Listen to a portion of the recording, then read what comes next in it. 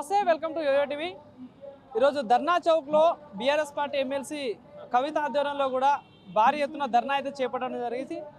So ఈ ధర్నా ఉద్దేశం ఏంటంటే కాంగ్రెస్ ప్రభుత్వం కుట్రపూరితంగా కాళేశ్వరం కమిషన్ నుండి కేసీఆర్ గారికి నోటీసులు ఇచ్చిందంటూ కూడా ప్రధానంగా ఆరోపిస్తూ ఉన్నారు. సో మరి ఇక్కడికి బీఆర్ఎస్ పార్టీ కార్యకర్తలు, అదేవిధంగా జాగృతి సంబంధించిన కార్యకర్తలు, కేసీఆర్ చాలామంది ఇక్కడికి రావడం జరిగింది. సో మాట్లాడితే ఇదే అంశం మీద మనతో పాటు మాట్లాడడానికి బీఆర్ఎస్ లీడర్ దత్తాత్రేయ గారు ఉన్నారు. అన్న నమస్తేనే. సో మరి కేసీఆర్ గారిపై నోటీసులు ఈ నెల 5 రావాలని చెప్పేసి 11వ తారీఖు వస్తానని కేసీఆర్ గారు చెప్పడం జరిగింది. సో ఏంటి ఈ కమిషన్కి ఇచ్చిన నోటీసులు ఎంతవరకు వాస్తవం ఉంటారు? తెలంగాణ రాష్ట్రంలో కేసీఆర్ గారు చేసినటువంటి ప్రతి అంశాన్ని తెలంగాణ ప్రజల ముందు తప్పుగా చూపించాలనే ఒక దురుద్దేశంతో కాంగ్రెస్ పార్టీ రాజకీయంగా ఆడుతున్నటువంటి నాటకంలో భాగంగా ఇవాళ ఈ తెలంగాణ జలప్రదాత, రైతుల కన్నీళ్లు దూసినటువంటి నాయకుడు, వాళ్ళ పొలాల్లోకి కృష్ణా గోదావరి నది జలాలను పంపినటువంటి నేత, ఆయనకి వాళ్ళ నోటీసులు ఇవ్వడం అంటే ఖచ్చితంగా కాంగ్రెస్ పార్టీ ఆయన ప్రతిష్టను దిగజార్చే ప్రయత్నం చేస్తూ ఉంది. ఏదైతే కాళేశ్వరం ప్రాజెక్టులో ఉన్నటువంటి మేడిగడ్డ వద్ద ఒక 2 పియర్స్కు పగుళ్ళు రావడం, వాటిని మరమ్మతులు చేయకుండా వేచి చూస్తూ దాన్ని ఇంకా పెద్దదానిలాగా చిత్రీకరించే ప్రయత్నం చేస్తూ ఉన్నాడు రేవంత్ రెడ్డి గారు. నేను రేవంత్ రెడ్డి గారికి చెప్తా ఉన్నాం, కేసీఆర్ గారి మీద నీకు రాజకీయంగా ఏదైనా కక్ష ఉంటే వ్యక్తిగతంగా పోరాటాలు చేసి సాధించుకో, కానీ తెలంగాణ ప్రజల ముఖ్యమంత్రిగా కొనసాగుతున్నావు కాబట్టి ఆ మేడిగడ్డ మరమ్మతులను పూర్తి చేసి ఆ ప్రాంతాల్లో ఉన్నటువంటి రైతులకు నీళ్ళు అందే విధంగా చేయాలని చెప్పేసి విజ్ఞప్తి చేస్తూ ఉన్నాం. ముఖ్యంగా రేవంత్ రెడ్డి గారు అధికారంలోకి వచ్చిన తర్వాత ఆయన ఇచ్చినటువంటి 6 గ్యారెంటీలు, 13 హామీలు అమలు చేయడం చేతగాక తెలంగాణ రాష్ట్రాన్ని కంటికి రెప్పలా కాపాడినటువంటి నాయకుడు, 60 సంవత్సరాల దరిద్రాన్ని దూరం చేసి తెలంగాణ రాష్ట్ర ప్రతిష్టను ప్రపంచంలోనే నంబర్ 1 రాష్ట్రంగా తీర్చిదిద్దిన నాయకుడు. ఇవాళ కాళేశ్వరం ప్రాజెక్ట్ అంటే కేవలం నీళ్లు మాత్రమే కాదు, కాళేశ్వరం ప్రాజెక్ట్ అంటే అది తెలంగాణ రాష్ట్ర తలసరి ఆదాయాన్ని పెంచినటువంటి ప్రాజెక్ట్. తెలంగాణ ప్రాంతంలో ఉన్నటువంటి చాకలి, మంగలి, కుమ్మరి, కమ్మరి, అట్లాగే బేస్తా, గంగపుత్ర కులాలకు జీవనోపాధి కల్పించినటువంటి ప్రాజెక్టు. తెలంగాణ ప్రాంతంలో గతంలో కేవలం వ్యవసాయానికి 63 లక్షల ఎకరాలు మాత్రమే సాగులోకి వస్తే కాళేశ్వరం వచ్చిన తర్వాత 1,31,00,000 సాగు భూమి ఇవాళ అందుబాటులోకి వచ్చింది. అంటే కాళేశ్వరంలో ప్రధానంగా అవినీతి అనేది జరిగింది, భారీ ఎత్తున అక్రమాలు జరిగినాయి, అందుకే కుంగిపోయిన పిల్లర్లు అంటూ మాట్లాడుతూ ఉన్నారు.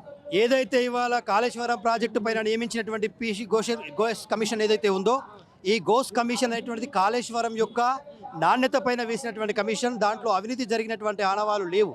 అది ఇంకో విచిత్రమైనటువంటి విషయం ఏంటంటే రేవంత్ రెడ్డి గారు 17 మంది ఇంజనీర్లకు దాంట్లో క్రిమినల్స్గా చేర్చి నోటీసులు ఇచ్చి వాళ్ళకు ఎంక్వైరీ చేస్తూ ఉన్నాడు. అందులో 6గురికి ప్రమోషన్లు ఇచ్చి వాళ్ళ సేవలు ఉపయోగించుకుంటా ఉన్నాడు. మరి కమిషన్ విచారణలో ఉన్నటువంటి ఇంజనీర్లకు నువ్వు ప్రమోషన్లు ఎట్లా ఇచ్చినావని చెప్పేసి ప్రశ్నిస్తూ ఉన్నాం. అంటే నిజంగానే అవినీతి జరిగి ఉంటే ఈ ప్రాజెక్టు పుట్టుక నుంచి పూర్తి అయ్యే వరకు పనిచేసినటువంటి ఇంజనీర్లలో ఏ ఒక్కరు కూడా నోరు తెరిచి ఇది అవినీతికి పాల్పడ్డ ప్రాజెక్టు కాదు, తెలంగాణ రాష్ట్రంలోనే నిర్మించినటువంటి అతి గొప్ప ప్రాజెక్ట్ ఇది. ఎందుకంటే కాళేశ్వరం ప్రాజెక్ట్ అనేటువంటిది ప్రపంచంలో ఉన్నటువంటి అత్యంత తక్కువ ప్రాజెక్టులో ఒక గొప్ప మల్టీ లిఫ్ట్ ఇరిగేషన్ ప్రాజెక్ట్. అది 3 బ్యారేజులు, 15 లిఫ్ట్లు, ఇలా చెప్పుకుంటూ పోతే కాళేశ్వరం ప్రాజెక్టు చరిత్ర దేశం మొత్తం కూడా గర్వించింది. ప్రపంచంలో ఉన్నటువంటి డిస్కవరీ లాంటి ఛానల్స్ కూడా ఈ ప్రాజెక్టు నిర్మాణాన్ని అప్రిషియేట్ చేసినాయి. అతి తక్కువ సమయంలో నిర్మించి అందుబాటులోకి తీసుకొచ్చాడు. దాని తర్వాత పడావబడ్డటువంటి భూముల్లోకి గోదావరి నది జలాలను తరలించిండు.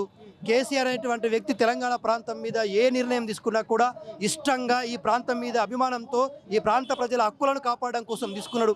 ఇవాళ నదీ జలాల విషయంలో ఎంత కొట్లాట జరుగుతుందో మనం చూస్తూ ఉన్నాం.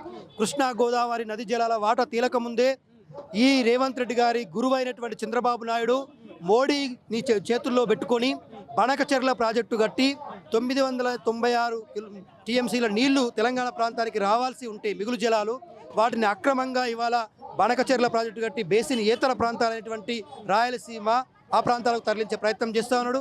ఇవాళ కేసీఆర్ గారు ఏమంటా ఉన్నారంటే అఫెక్స్ కౌన్సిల్ ముందర కానీ, కృష్ణా బోర్డు ముందర కానీ, ఇవాళ ఏదైతే తెలంగాణ ట్రిబ్యునల్ ముందర కానీ వాదనలు తేలక ముందు, అంటే మిగులు జలాల వాటా తేలక ముందే ఏ విధంగా నిర్మాణం జరిగిస్తున్నారని అంటా ఉన్నాం.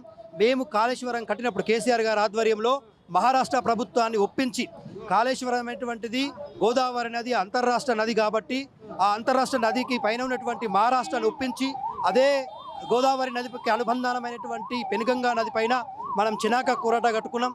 ఆ తర్వాత తుమ్మిడి ఎట్టు వద్ద కాళేశ్వరానికి పట్టుకున్నాం, సీతారామ ప్రాజెక్టు కింద ఖమ్మం జిల్లాలో కట్టుకున్నాం. సో ఇట్లా ప్రాజెక్టులను ఎట్లా రూపశిల్పం చేసుకోవాలనేటువంటిది ఒక ప్రణాళికాబద్ధంగా ఈ తెలంగాణ రాష్ట్రం పైన అవగాహన ఉన్న నాయకుడు కేసీఆర్ అయితే, ఎలాంటి అవగాహన లేకుండా ఇవాళ ఎస్ఎల్బీసీ అనేటువంటిది ఒక బొందల దిబ్బగా మారింది.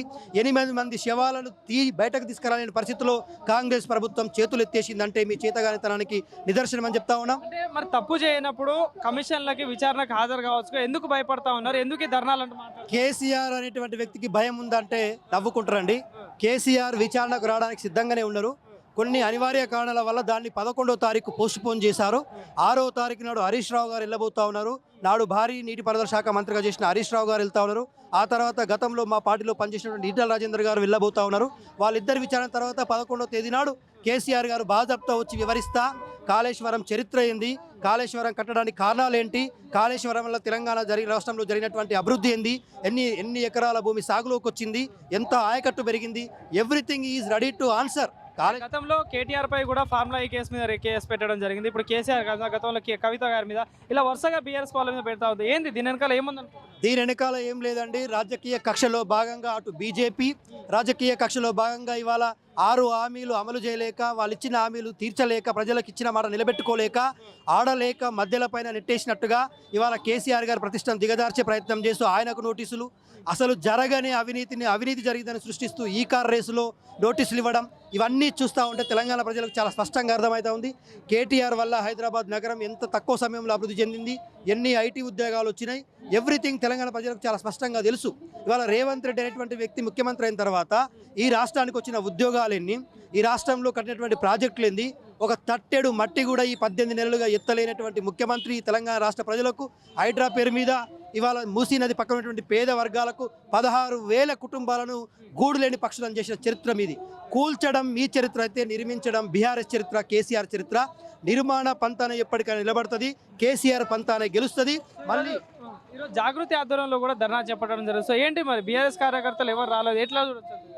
ఇవాళ మా పార్టీ అధినాయకత్వం కేసీఆర్ గారికి నోటీసులు ఇవ్వడం అంటే తెలంగాణ రాష్ట్రం మొత్తానికి నోటీసులు ఇచ్చినట్టుగా భావించినటువంటి జాగృతి కుడికన్ను అనేటువంటి బీఆర్ఎస్ పార్టీ కేసీఆర్కు కుడికన్నులాగా ఉందని చెప్పి కవిత గారు ప్రకటించారు. పార్టీ ఒక కన్ను అయితే జాగృతి మరో కన్ను. తెలంగాణ ఉద్యమం నుంచి ఈ పార్టీ కోసం, తెలంగాణ రాష్ట్రం కోసం ఆహర్నిశలు కష్టపడ్డ మహిళగా, కడుపులో బిడ్డను సైతం పెట్టుకుని రాష్ట్ర సాధన ఉద్యమంలో పనిచేసినటువంటి కవిత గారు ఇవాళ కేసీఆర్ కోసం ఇవాళ మహాధరణకు పిలుపునిచ్చారు. పార్టీలో ఉన్నటువంటి చాలామంది నాయకులు వచ్చి సంఘీభావం తెలిపి వెళ్తూ ఉన్నారు. ఇవాళ కవిత గారు వేరు, పార్టీ వేరు కాదు. ఆమె బీఆర్ఎస్ పార్టీ ఎమ్మెల్సీగానే కొనసాగుతూ ఉన్నారు. జాగృతి అనేటువంటిది ఆమె ఈరోజు స్థాపించింది కాదు. తెలంగాణ రాష్ట్రంలో ఉన్న సంస్కృతి సాంప్రదాయాలను కాపాడడం కోసం, వాటిని విశ్వవ్యాప్తం చేయడం కోసం అస్తిత్వ పోరాటం చేసిన నాయకురాలుగా ఆమెకు ఒక ఘన చరిత్ర ఉంది. ఇవాళ బతుకమ్మ బోనాలు అధికారికంగా నిర్వహించబడుతున్నాయంటే ఆమె చొరవనే. సో ఒక కమిట్మెంట్ ఉన్నటువంటి నాయకురాలు, ఏ వేటికి కూడా భయపడినటువంటి నాయకురాలు కవిత గారి నాయకత్వంలోనే ఖచ్చితంగా ఇవాళ కాళేశ్వరం ప్రాజెక్టుకు వ్యతిరేకంగా కాళేశ్వరం కమిషన్ ఏదైతే నోటీసులు ఇచ్చిందో ఆ నోటీసులకు వ్యతిరేకంగా ఈ కార్యక్రమం జరుగుతూ ఉంది. ముందు కూడా కవిత గారు చాలా పెద్ద ఎత్తున ప్రోగ్రాం నిర్వహించబోతాం. Thank you.